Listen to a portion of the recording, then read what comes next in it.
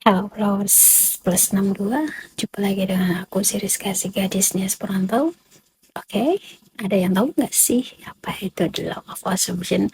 Sebenarnya orang-orang itu nggak tahu banyak. Jangan kasih tahu orang-orang. Kalau misalkan kamu tahu lewat beranda di video aku, tonton sampai habis, jangan sampai kelewat. Oke, teman-teman, apa sih the law of assumption itu? Bagaimana caranya, bagaimana tipsnya, apa manfaatnya ke depan, dan kapan itu bisa terjadi, apa yang harus dilakukan dari sekarang?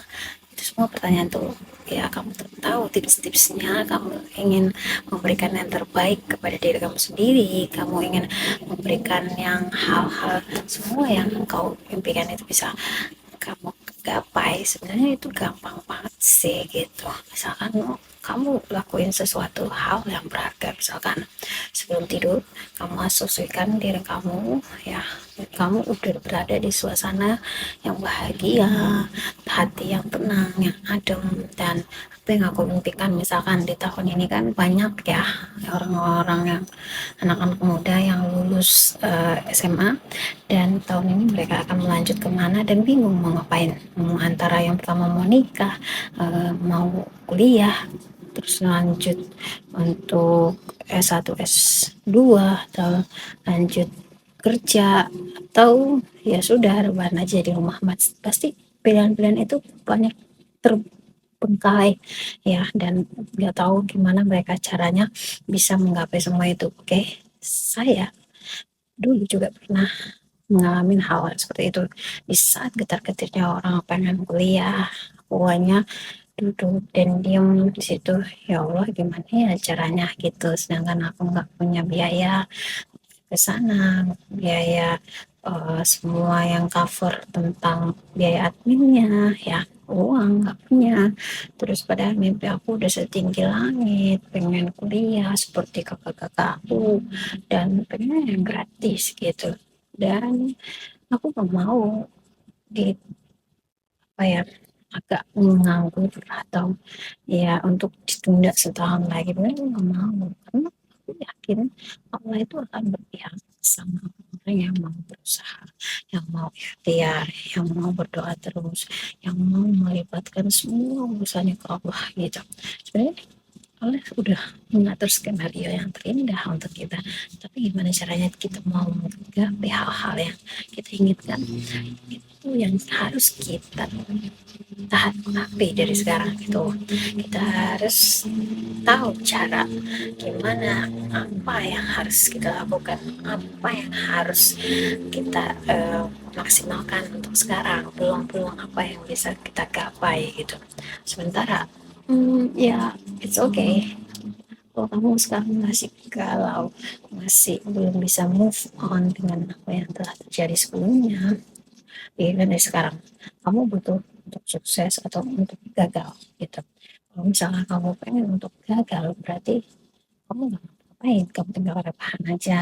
Kamu terus minta ke Allah, ya Allah hari ini aku bisa sukses. Ya nggak mungkin, disclaimer ya teman-teman, tanpa take action, tanpa usaha, dan tanpa salah satunya adalah doa kamu yang kuat ke Allah. Itu doa yang kuat itu juga termasuk ikhtiar kamu sih sebenarnya, tapi hanya termasuk 10%. Sebenarnya itu 90% adalah ikhtiar kamu. Allah lebih suka dengan orang yang ikhtiarnya terus menerus tanpa gagal, walaupun ujung-ujungnya nanti banyak apa ya, trial and error. Itu udah biasa, karena di dalam hidup ini nggak ada yang mulus seperti apa ya, jalan yang udah diaspal mulus terus, bukan ya. Kita harus juga melewati jalan-jalan yang berduri, yang berbatu, yang banyak apa ya, gangguan-gangguannya atau lubang-lubangnya. Itu mesti kita jalanin juga gitu.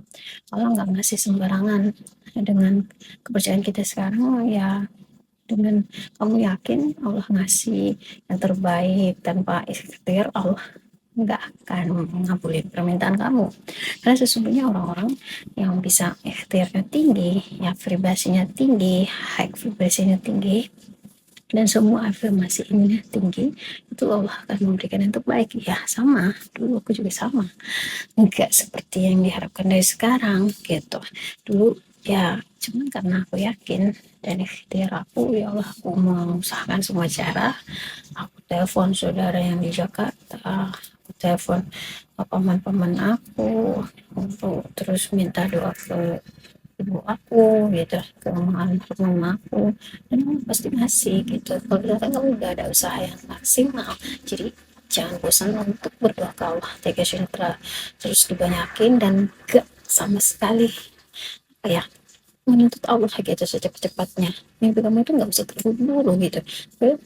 Mimpi yang besar itu butuh kayak proses gitu. Sama aku juga nggak dulu nah ini bisa terjadi ya, umur aku kuliah dengan beasiswa ya, semua Allah sih yang ngatur, bukan aku yang hebat tapi Allah yang hebat gitu ya. Kalau misalkan kamu cuma bisa rebahan terus nangis terus ini nggak ada apa-apanya, nggak melakukan sesuatu hal yang bermanfaat, pasti sih gitu teman-teman ya.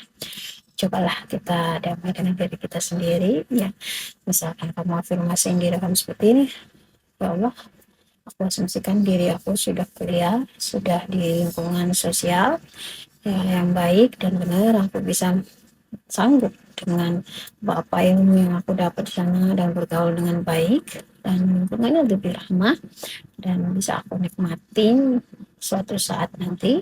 Ya Allah, tolong aku ya Allah, ampunilah segala dosa-dosaku ya Allah, engkau jauhkan dari tantanganmu ya Allah, engkau kasih sayang kepada aku ya Allah yang lebih banyak lagi, yang lebih fresh lagi dan lebih maksimal lagi ya Allah. Dan aku asumsikan diriku lebih konsisten untuk berdoa dengan kamu, itu aja gitu. Jadi tinggal kamu ambil ikhtiarmu, kamu lakukan, dilakukan ya, tidur lakukan dan konsisten. Oke, good luck.